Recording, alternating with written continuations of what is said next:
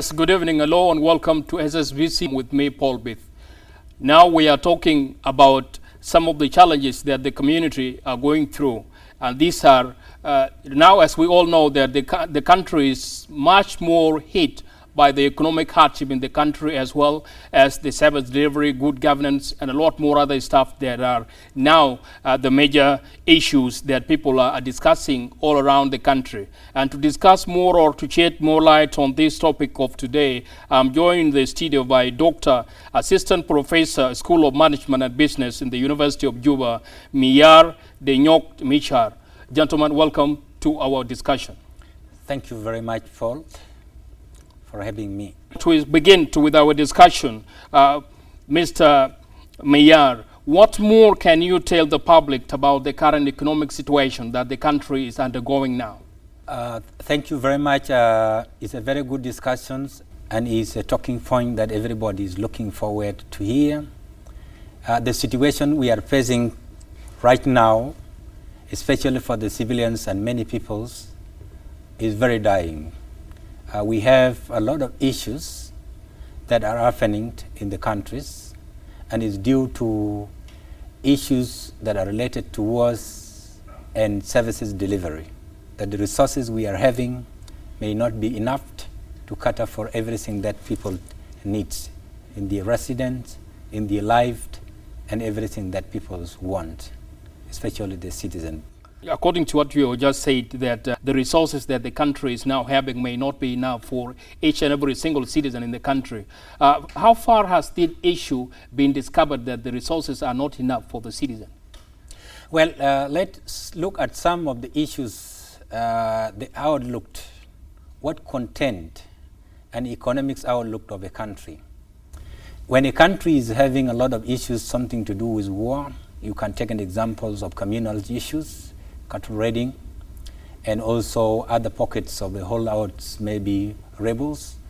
This does not give an opportunity for any citizens to have a freedom to exercise an economic right to go around and work hard in order to hand something to support himself or herself. That's one issue that we are seeing. And people are squeezed because of those kind of insecurity that we are having in the country. It's not that resources are not enough, but resources are to be exploited. And in order to exploit resources, you need human resource to go out there and do something that can be beneficial to the citizen and to the country itself.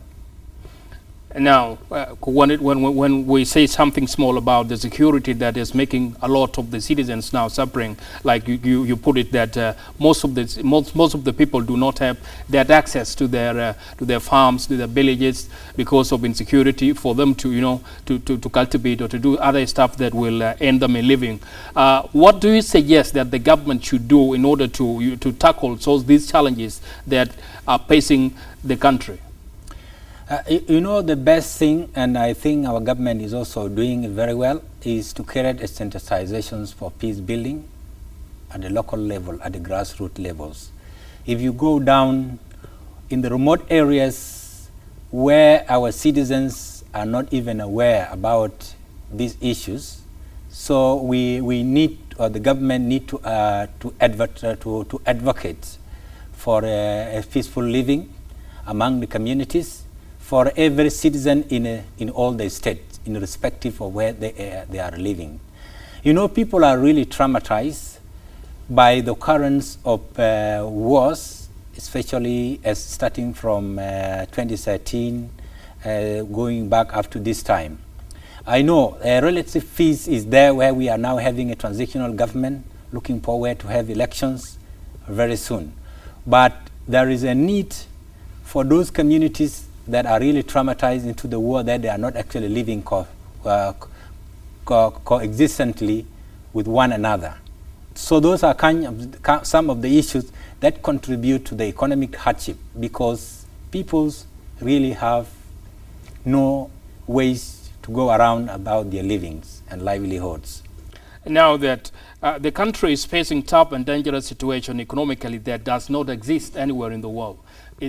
Now, with this current situation that we all have had prices is, for example, recently the central bank has injected a lot of money in the market, and of course at least it made the dollar to decrease a bit, because there was some kind of changes in a dollar exchange rate, that as per now as we speak the dollar has already gone up again. So with this kind of situation, remember, when dollar shoot up, the prices will also go up. And when the dollar is being paid to get down, the prices will always remain up. So with this situation, where exactly do you think the problem is? Is it the citizens or the central bank that is supposed to be the one that is having the policy, the monetary policy in the bank? What actually do you think should be done in regards to the issue of dollar and prices of goods and services in the market? Thank you very much. Let's just look at the way how we obtain currency in our country. You know, when you have the prices of a dollar and the inflation that is happening, is because the dollar is actually plotting against nothing. In a real or in a real sense, when we say that the economic is stable, the dollar will actually be stabilized, is when you are having export and imports. The only commodity we have in our country is oil, and it is the only source of revenue that actually bring in the hard currency, despite maybe collection from there and here through national revenue authorities.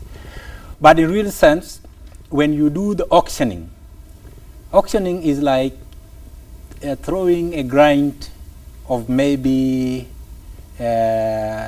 something very small into the ocean and then dissolve. So I'm not saying that it is not a good idea. It's a good idea to do the auction to see whether the dollar will go down. But what I am seeing, in a way, it is not going to stabilize the economy. The best way I am seeing is that we invest that dollar in the resources, commodities. For example, if the government can just put up a big wholesale, buy goods outside, sell them at local price, deny it all those foreign people who are actually doing the business of import. The government itself import the material, the food item, the constructions and everything, and put them in the wholesaler and force everybody to buy them. You will see there will be a way that can actually reduce the way prices are. If you go around right now, anyone have his own price. The way you buy things in Gudela is not the way you buy things in Konyo Konyo. So they are different. And so if you allow the dollar, go auction it, what I know so far, 80% of our resources will come in today and will go out. For example, let's say you take 5 million into the market today. The next day that 5 million is already in Uganda, is already in Kenya. Because people who are buying it, they are foreigners and they don't keep that money here.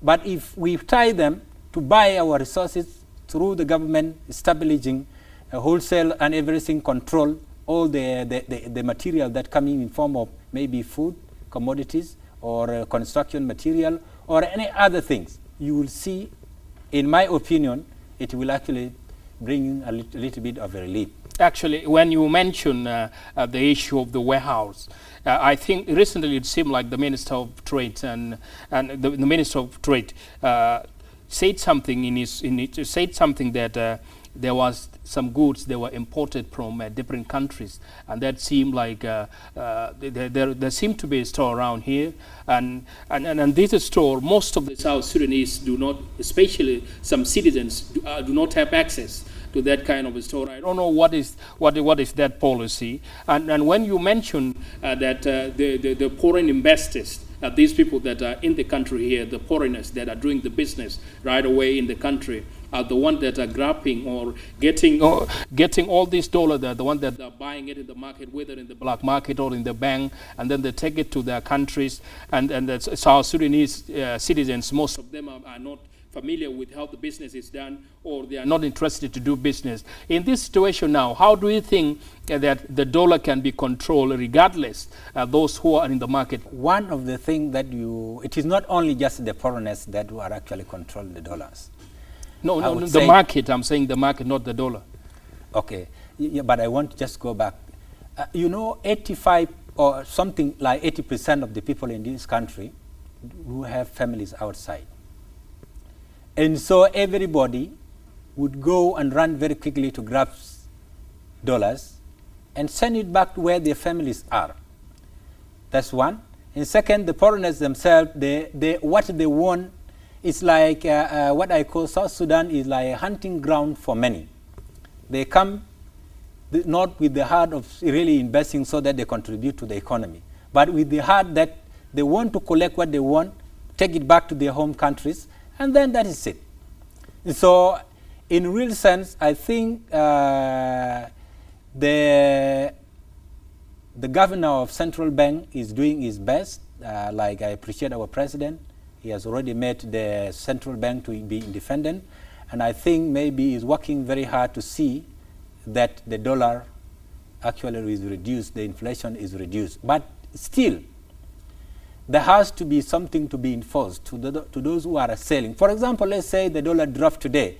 As you said before, the prices remain up, which means the government need to step out also and come with a standardized price list through all these goods and items to see whether it will actually give a side relief. But the only problem, if the dollar is fluctuating, you might not end up not controlling it very, very well. So maybe it will allow the market to sink by itself and see if we have a different modality that we can actually put into the way we can control the dollar. Let me try to take you back a little bit, because you have said something very interesting here, and of course I would want you to elaborate more about what you just said recently. You said that South Sudan is the hunting ground for the foreigners or for whoever that think that he or she will come here and do investment or do business within here. Why do you think such kind of scenario happen here, and why do you think that the government is allowing each and every foreigner that is entering into the country and to be doing this kind of business as a mean of collecting money out of the country? Well, foreign... Is there something to do with the foreign relation? Is that what our constitution says about when it comes to foreign relation to the neighboring countries? No, you get me right. What I'm trying to say, foreign investors are good. For example, let's take the oil industry. There is a share that the South Sudan is benefiting from. What I'm trying to say is that much of our economy, especially the market, is controlled by the foreigners. And you see our capital that we have to inject into the markets as South Sudanese is that limited. And second, we don't believe by our own self. If you put a business up today and you are next maybe to a foreigner, your business is likely to sink down and the other person's business will go up. The most thing that actually affecting is that the foreigners who are having business, I have not seen any act, but I think there is something that is regulating them. But their investment is not benefiting South Sudanese at all. You just look at these hotels. Maybe we are collecting revenues. Is it a source of employment? Because when we talk about to control inflation, many must circulate around, but our dollar does not circulate as a currency. Where does it go?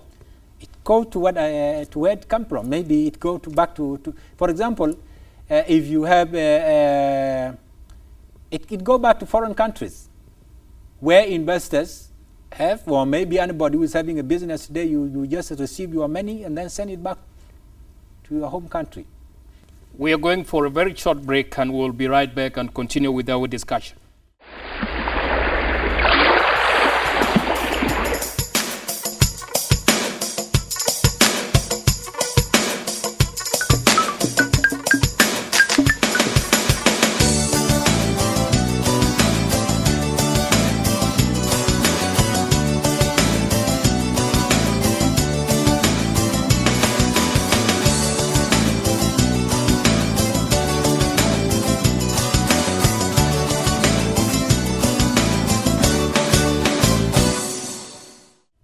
Hello and welcome back from a very short break that we have taken from the discussion that we have been going on. We have been discussing, in fact, about, this is Talking Point with me, Paul Bith, and we have been discussing about the economic hardship that the country is undergoing now, as well as the service delivery and good governance in the country.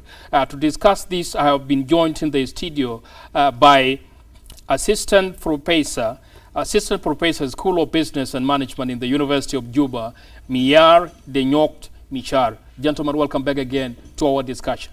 Thank you, Mr. Paul. As we continue with our discussion, of course, we have been talking about economic hardship in the country, and as per now, we wanted to go to the next segments, and these segments talked about the service delivery in the country. As we continue with this discussion, actually, as we all have witnessed the hardship that citizens are going through right now, and when we talked about the service that the government is currently delivering, the little that the government may be having now and trying to be delivering it to the citizens, do you think that, what suggestion do you think the government should do? Thank you, Paul. Services delivery is one of the areas that I am actually specializing. I did my research and I did my PhD dissertations on services delivery in post-conflict South Sudan. When we look at services delivery is one of the pillars and it's very important social and economic development of each and individuals in the country. If we look at the way how we are delivering services delivery is a responsibility of everyone and every citizen, including the government. In our country, services are being delivered in 2 or 3 ways. One, that the government is having the responsibilities to run the services at the state level, at the local levels. The second, the NGOs, the humanitarian, are also delivering services at their capacities. And then you have the communities are also trying their best also to deliver services for themselves. Now, when you look at the outlook of delivering services, there are certain things that fall into the dockets of the government. Let's take an example of health. Health now is shared by the government and the NGOs. Some NGOs are contributing to health services, and the government is taking a lead at all cost. The only issue, I will just refer you back, a country that is moving from war to stability, sometimes you have 3 or 4 stages. We have the staging, or what we call the chaos, the storming, where people are fighting. And then you come to the forming. You begin to establish the facilities. You begin to establish the human capital, the human resource to deliver those services. And then now you begin to develop what we call the policy, the norming, and then you begin to perform. What we have now, since 2005, our government established capacity development for every individual so that we have human resource as a way of delivering services to the people. There have been a lot of money for in to deliver services. For example, now if you look at the current situation where our government is building road, is a way of connecting all the resources, connecting everyone to the center so that people will have access to resources. So if some areas do not have roads, it is impossible to deliver health services. It is impossible for the teachers maybe to get the ways of coming to town to do and many things can happen. And so it is still that because of the war that we are having, some areas remain unreached because there is no freedoms of creating that kind of leverage in order to, for example, the roads. If you go to areas like, for example, let's take northern Jonglei, as you go up to Panjaks, up to PG, up to other areas, there are no roads. Maybe the NGOs can reach there, and it's still impossible that people are still suffering because there are no what? there are no roads, and so the delivering services in those kind of areas become very difficult. For example, let's say we have disasters like flood that happened some years back. People were really suffering very much. So services delivery is the basics and is the basis for the governance. If services are not there, then the fluids of citizens enjoying their governance dividend become very difficult, because people will look forward to see whether government will be there. But one factor that affects such services delivery, as I actually went through my research, is the issue of security. See, so the security that we are having become a challenge, become a very big challenge. And maybe I can just take you back to where we came from. For example, let's say peace agreement. And this is one of the challenges. Peace agreement, when people go for peace agreement, peace start with the elite. And the elite end up sitting on the tables. And when the elite sit on the tables, they go through their parties. Always delivering governance become very difficult because of the conflict of interest. Everybody would want to maintain their position so that they remain relevant should we have any election. And it's one of the factors that can also affect the government to deliver services very effectively to reach everyone because of the elite looking after their interests. Now, let me say something small here, and I wanted to clarify one of the things that you recently said. Actually, for example, if we can say that South Sudan is the only country that is accommodating a lot of political parties in the country. This is one of the most, difficult situation that the little resources the country may have may not be enough when it comes to service delivery. Now, in this kind of scenario, what actually that comes into your mind, and what do you suggest that the governments or the NGOs, these international aid workers, should actually do in order to reach some of the areas that are inaccessible? For example, there are counties that are not connected through road, and the government seem to be trying to connect such kind of areas. And with the presence of the current situation, the economic hardship as well as the insecurity at some part of the country, so such areas are not accessible for any service to be delivered there. What do you suggest that the governments and the other partners should do in order for the communities that are cut out at some point due to some insecurities at their areas? Yeah, thank you very much. I may not have any solutions, but I will try to say this. The way how government worked with the NGOs, they work through what we call lined ministries. For example, the Ministry of Humanitarian Affairs will have a lot of engagement with UNDP, with a lot of engagement with World Food Program in order to engage World Food to deliver food to areas that cannot be reached, you see. And the way they try to use it by maybe they can use the water road, they can use the air. Let's take an example of the Ministry of Health. The line ministry is also engaging with a lot of donors or maybe NGOs that are actually in the areas of health. They are doing their best to get into those kind of areas. I think the only thing that is affecting us is the huge government that we have formed through the political parties and the transition that we are having has accommodated a lot. And so the government focus is dwelling very much on how it can actually maintain this transition so that they move to the next level where they will have elections so that we'll go back to the lean government. And you might see that a lot of resources and a lot of energy is focusing on that. And that is the disadvantage of having a very big government. Now, Let me just ask you about something small about you have been mentioning about the issue of Ministry of Health, that this ministry seems to be the most ministry that is being supported by a lot of NGOs and other international organizations in the country. For example, the UNDP and other the World Health Organization, most of these aid workers or UN agencies, they support Ministry of Health a lot.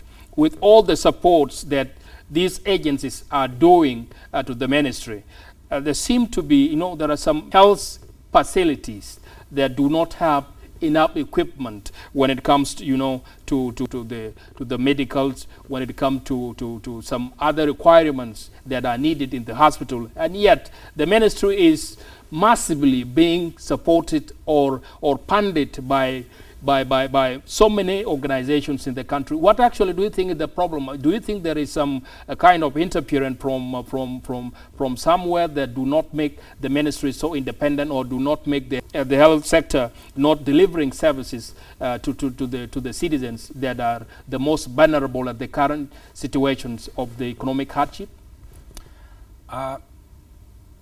I don't know how much funding that the ministry is getting. But what I can say, I would say that the NGOs and the ministries are actually trying their best to see into it that the health services go to those areas that need support. However, the funding that we receive from other people may not be sufficient to provide to everyone and be fully bringing in all the equipment that are needed. But if you go to certain point in most of the states, each state is having what we call the state hospital. And those state hospitals, I believe they are equipped, with an exception maybe of Payam or Bumes that are far away from the area. As we see, the issue of roads is an issue. There are some places where people can come to the states walking, and they will trek and come and take maybe medicines, or take maybe personnel to go and work there. They can come back, and it's still is because road networks is much important. And second, when you depend on the donors cannot provide 100% so that you operate effectively. And so the budget that they are receiving, I am sure they are trying to do what they can. Even I have seen they are building another branch next to the Juba hospital. So they are trying to do what is necessary. That is now for the nation. That is now for the national level here. For example, there is a very funny scenario here. I remember there was one person that was complaining at some point in the state that people are saying that some state hospital in different states, I don't want to mention those states, but somebody from a certain states was saying that there is a very funny scenario there, that once the medicines or the medical requirements or equipments are delivered there, they do not last for 2 to 3 months, even if they are meant for 6 or 1 year. The medicine that do not last for that long in the hospital. What do you think could be the problems? Are they the doctors that are employed in such hospital are the problems? They may have spent some kind of month without being paid, and so that resulted at some point, to not having medicines in the hospital at the very agreed time. What actually do you think is the problem here? Well, I have an experience of being in the state. I used to work with World Vision before. The state hospitals are always overwhelmed of people, especially during the rainy season. The outbreak of malaria is so overwhelming that you will see the need for having medicine, essential medicine, is paramount, very, very, very much needed. And I think if they are overwhelmed, it is likely that they can run out of the quantities they have been given to them as a supply. And so they can call back to me and see how they can be given maybe more. We're just left with a very few minutes on this very important discussion that we have been going through. So we're left with only 2 minutes, and this will take us some few minutes to end our discussion. Now, what policy should the government have toward improving the livelihood of the citizens in the country? Well, livelihood is number one. It's part of a health. If you do not have food, then you are likely to die. And so, the most important thing, our country is very rich. The land we have is really very rich. And I think if people... The land is very rich according to how you are saying it, but still people are still suffering. What is the problem? I'm coming to that. You see, there are two things. Number one, as I said before, that delivering services is the responsibility of everyone. And government cannot be the bigger employer. Even in the world, it can never happen. Maybe, let's say, at least government can employ 40% of the people. And the rest of people can actually work very hard to be self-reliant. Some can go to the business. Our land, as I said, most of the civilians, in order, they could have an opportunity of going to the land, you farm, you produce, you can sell, and you will be able to have a meaningful life. The only problems that we are having, our citizens have the negligence of saying government should provide everything to them. I tell you, until Jesus comes, government can never be the provider for everything. The only thing government can provide is your security, plus the other essential needs like the health. Is the security 100% now? Well, we have talked about it before, that there are still issues like communal violence that are happening, the whole out groups that are not actually part of this peace agreement, and all these issues that are still a problem that the citizens are still facing. Plus, much of during this transition, if you look at these huge political parties, they also contribute to insecurity because of self-interest, that the interests they are having. Recently, some few days ago actually, there seemed to be heavy rain in the country, especially within the capital here in Juba, and this heavy rain caused a lot of destruction in some areas. For example, if we may talk of areas like Kaburaboba and areas like referendum and so many other areas within the city here have been so much affected by the heavy rain that downfall in Juba here some 3 to 4 days ago. Now, with these kind of scenarios, what actually do you think the government should do in order to rescue some citizens who are so much affected by scenarios like that in case of any other natural calamities? Yeah, thank you very much. You see, anything to do with disaster is anticipated. It is not anticipated. You don't expect it to happen. And when it happens, it becomes an emergency. Let's take an example of what you have just said about the heavy rain that had just happened. Juba is thoroughly surveyed. In a city like this, you need to introduce what we call the drainage system, such that you open the drainage, you open the road. Whenever a heavy rain happens like this, the water will actually find a way of going into the slopy areas.